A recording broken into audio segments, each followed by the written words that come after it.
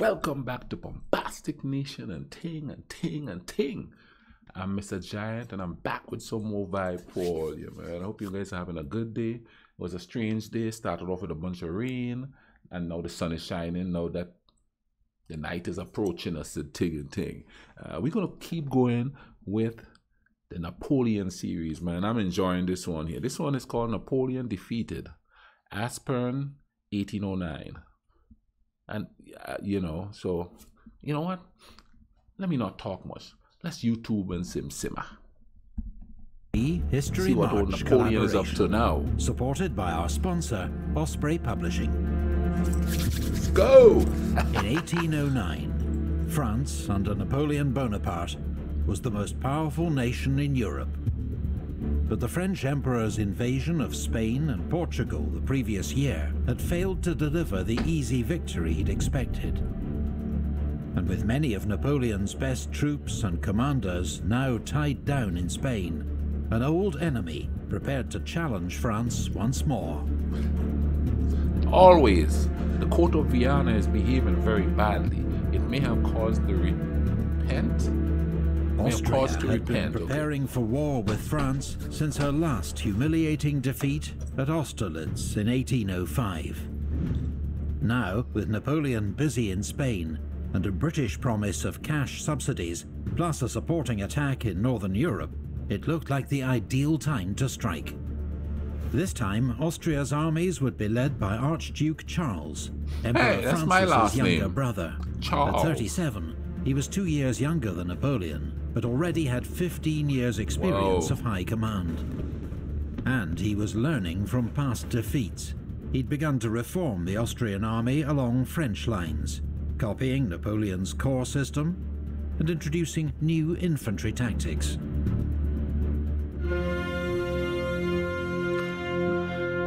Quick guide of those infantry tactics. In the Napoleonic Wars, infantry fought in close order, packed together, standing shoulder to shoulder. But why present such an easy target for the enemy? First, command and control.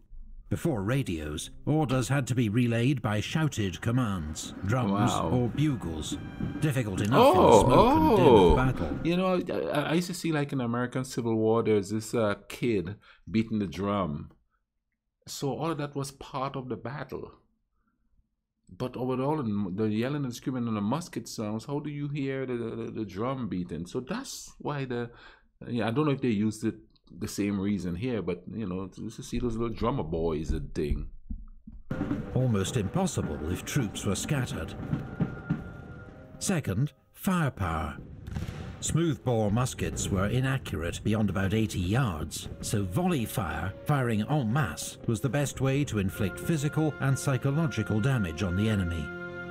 Third, morale. Soldiers were much more willing to advance into danger or hold the line if they did so together as a unit, urging each other on. Fourth, defense against cavalry. Scattered infantry were easy targets for horsemen. Only by sticking together could they fight them off. The basic tactical unit of infantry was the battalion. A French line battalion had, in theory, 840 men, but in practice, nearer 500 to 600. Our example here has 605 men, a typical strength for a battalion on campaign. The men were divided into 6 companies, 4 fusilier companies, and 2 flank companies. On the right, the grenadiers, made up of the tallest, strongest men, often detached to form elite all-grenadier units. And on the left, the voltigeurs, specialist light infantry, used for skirmishing in front of the battalion. Kind of like the Marines. Skirmishers moved independently, used cover, and fired at will to harass and unsettle the enemy, while preventing enemy skirmishers carrying out the same task. Most armies also had specialist light infantry units for this role, such as the British 95th Rifles, French Chasseurs à Pied, and Austrian and Prussian Jäger battalions. The traditional battlefield formation was the line. All companies formed up alongside each other, 3 ranks deep. Line formation maximized the number of men who could fire their muskets at the enemy. and limited casualties from artillery fire. But it was extremely vulnerable to cavalry if it could be outflanked. And even for well-drilled troops, it was difficult to keep the line straight while advancing across broken ground. So for maneuver and attack, battalions usually formed a column of divisions. This was a more flexible formation that allowed the battalion to advance quickly, though it presented a larger task. You know, if we put so much more thought into peace than we do into war, and I know that people need to defend themselves. Trust me, because not everybody's going to think peace. I totally get that. And it's easy to indoctrinate people. I don't care what nationality, what race. It's easy to indoctrinate them if you make them believe that there is something in it for them as a people. You know what I'm saying? But we sure put a whole lot of effort into war and not a whole lot into peace, because somewhere along the line we seem to believe that war is going to bring peace, and sometimes it does, but it doesn't last forever, because there's always somebody from that defeated side who passed something down along the generations that could rise stuff up. And that's why it's important to know the history, so we could deter that and try to, within the society we live in, try to get along. And, you know, because nobody's going anywhere, man. You can't, you know, in these modern times, you can't just kill off everybody. You know, there's no restrictions on strict stuff, you know, rules that would stop you from procreating, you know, like before, you know. I'm not saying that it didn't happen, but they were so strict they would shame you if you get pregnant out of wedlock, and you would be shamed, and the scarlet letter and all that stuff put on you. And nowadays it's like bada bing, bada boom. So, you know, which means we ain't going nowhere. The only thing that make races sort of evolve is interracial marriages and stuff like that. But anyway, let's go on. I'm talking too much. Let me let you all watch to this. Enemy guns, firing solid round shot that would tear through several ranks, and far fewer men could fire their muskets at the enemy. Theoretically, therefore, the battalion would deploy into line before reaching the enemy. But carrying out this slow maneuver under fire wasn't always possible or sensible. So some commanders kept their men in column, relying on momentum to break the enemy line. This was a risky tactic that often worked against raw troops, but led to high casualties when facing better trained infantry, like British redcoats. Oh, the redcoats, a column man. could be closed up quickly to provide protection from cavalry, or if there was time, could form a square. With bayonets fixed, the battalion formed an all-round defense that often resembled more of a rectangle. Through. Enemy cavalry could surround the battalion, but not break in, as horses won't charge a solid wall of men and steel. But an infantry square was extremely vulnerable to artillery fire, and could only move very slowly. Changing quickly and smoothly from one formation to another, especially under fire, required training, it's like practice, and experience. In 1809, the Austrian army began to use the battalion mass formation, crude but more suited to hastily trained conscripts. This was a dense column with limited firepower and huge vulnerability to enemy cannon. But it could quickly close up to repel cavalry using the same principle as the square, but without the complex drill, and was much more maneuverable. Napoleon, warned by his spies that Austria was preparing for war, left Spain and raced back to Paris, arriving on the 24th of January, 1800. See, that's the evil of, or the downfall of the leader going into battle himself. So now you have a fight going on there, or he just ended a fight. Of course, he's going to have insurrections and stuff there by the Spaniards and the Portuguese who don't want them there, which that's what they encountered, you know, and got pushed back there in the last episode. So now he's got to go back there. I want to see if he's going to go onto the other battlefield. Let's keep watching. 09. The French army in Germany, commanded by Marshal Berthier, would need urgent reinforcement. So Napoleon summoned units from Spain, called up young conscripts, and soldiers from his German allies in the Confederation of the Rhine. La Grande Armée was no longer the finely honed instrument of 1805, but with Napoleon at its head, it was still a formidable force. Archduke Charles ordered diversionary attacks in Poland and northern Italy, but launched his main attack against France's ally, Bavaria, on the 10th of April. It came a week earlier than Napoleon had expected and caught the French Emperor by surprise. Charles was relying on a rapid advance, but a last-minute change of plans, torrential rain, and a slow-moving baggage train slowed progress to a crawl. Marshal Berthier was a brilliant chief of staff to Napoleon, but an indecisive field commander. His forces were too widely dispersed, and Marshal Davout's Third Corps was dangerously isolated at Regensburg. Charles ordered his corps to converge and destroy it. But on the 17th of April, Napoleon arrived at Donauwörth to take over command. It's on the other battlefield. He immediately ordered Davout to withdraw from his exposed position. It was too late for him to escape without a fight. Davout's Third Corps was one of the best in the Grande Armée, and in a fast-moving battle across wooded hills, the heroes of Auerstadt threw back the Austrians.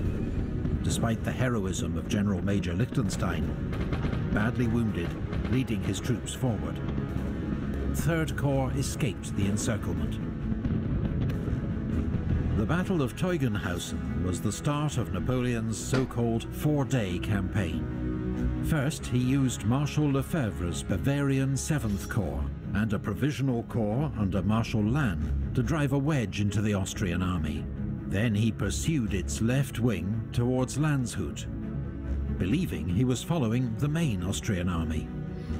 Yeah, there's a lot of guessing game going on too. German allies stormed the town's bridge to win a hard-fought victory. But Napoleon realized that Archduke Charles was not at Landshut, and that, once again, he'd left Marshal Davout to face the main enemy force. Sending Marshal Bessières in pursuit of the Austrian left wing, Napoleon swung north, falling on the Austrian 4th Corps at Eckmühl. The French and their German allies won their 4th victory in as many days. But Charles's main force was still intact, and hoping to keep it so, he ordered a rapid retreat across the Danube. The French pursued, storming the walled city of Regensburg, which they knew as Ratisbon, with its vital stone bridge. Napoleon put Marshal Lannes in charge of the assault. When the attack faltered, Lannes threatened to lead the next charge in person, and his men, suitably chastised, took the city. During the siege, Napoleon was hit in the foot by a spent bullet, causing widespread alarm, but it proved to be a superficial wound. Stubborn Austrian resistance had allowed Archduke Charles and his army to escape across the Danube. Napoleon had cut the Austrian army in half, but both sections now retreated in good order towards Vienna.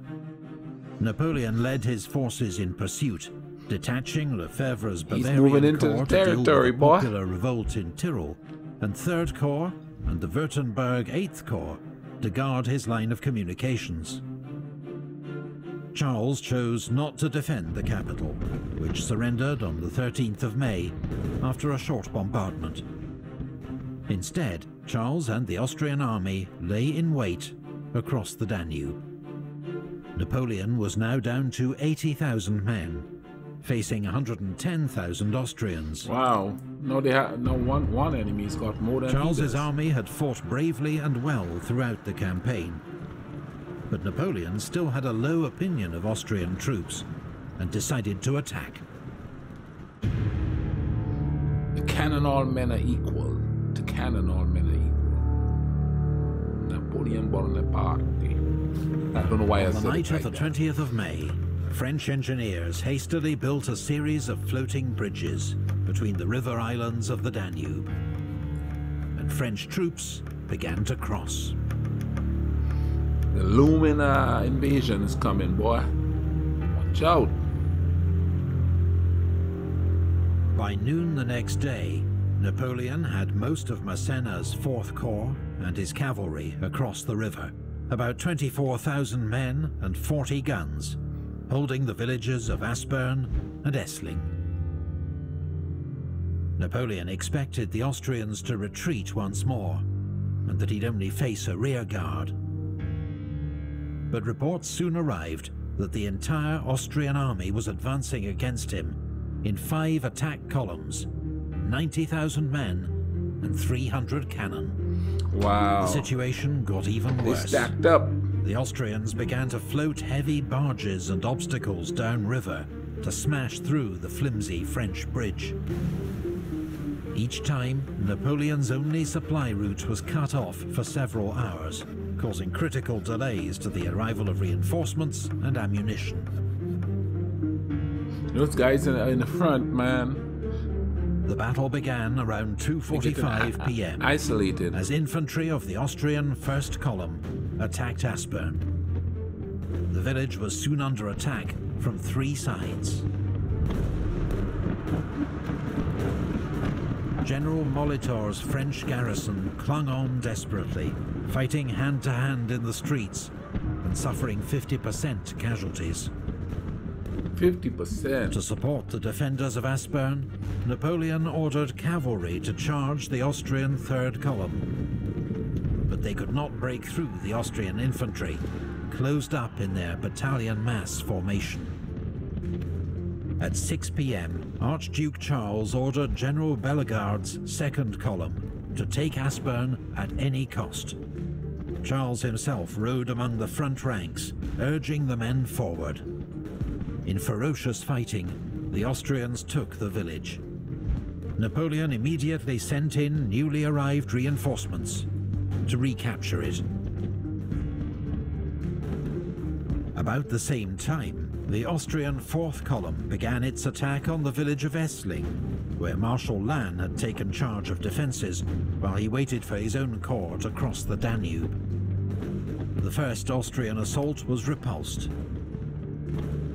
The veteran French cavalry commander General d'Espagne led his cuirassiers in pursuit, but was hit by grape shot and died of his wounds. Around 9 p.m, the Austrian 5th Column finally arrived in position and made its first attack against Essling, which was thrown back by Lannes' troops.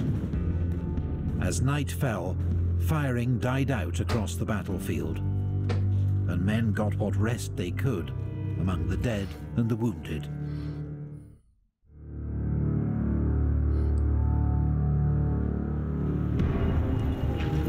Overnight, 2nd Corps and the Imperial Guard crossed the Danube to reinforce Napoleon's army, which now numbered 71,000 and 150 guns.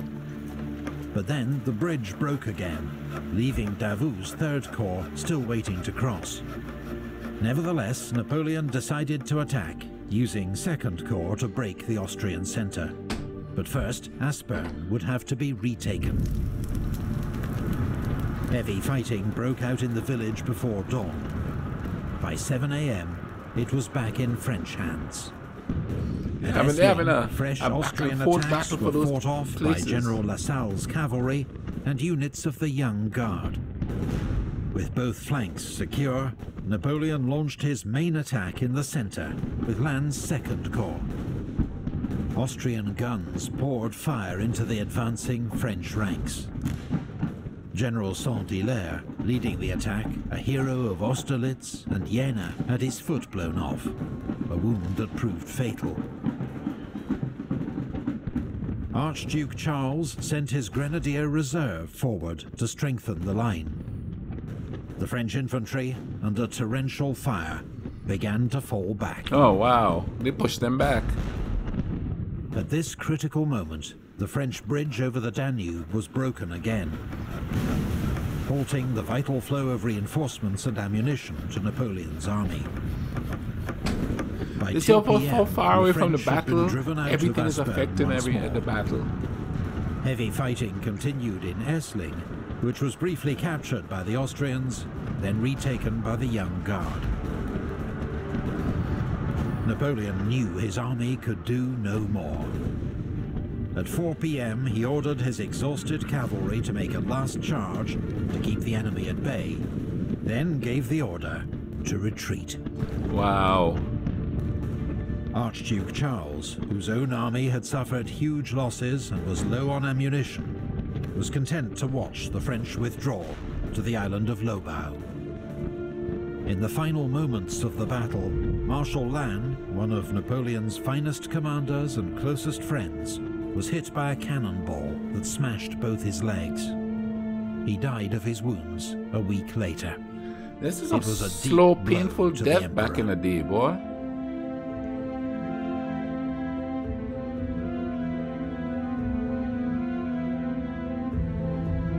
The two-day Battle of Aspern-Essling was Napoleon's first major defeat, caused by his overconfidence and hasty planning. Both sides suffered heavy losses, and Napoleon avoided a much greater disaster only because of the exhaustion of the Austrian army.